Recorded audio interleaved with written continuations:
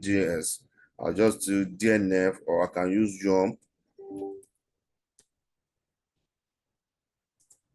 The package manager, Yum install -y NGS. So installing NGS now. You can see NGS sharp. NGS is installed. So the next thing is that I need to start the NGS service. Before that, let me check the status. We just installed it. What is the status of the NGS service? That's the program that runs in the background. The NGS program that runs in the background.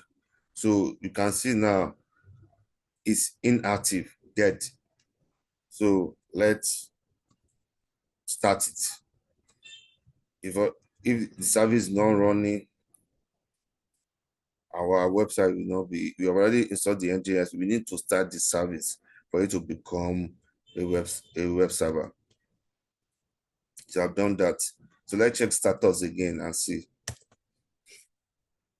So you can see active. It's active. If I restart this system right now, I will still have to manually start the NGS service for it to start. But if I want it to go beyond, for it to go beyond startup and shut down and start up, I need to say system CTL enable NGS.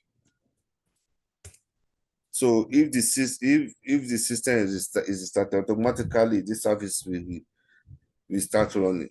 So let's confirm if NGS is successfully installed on this system.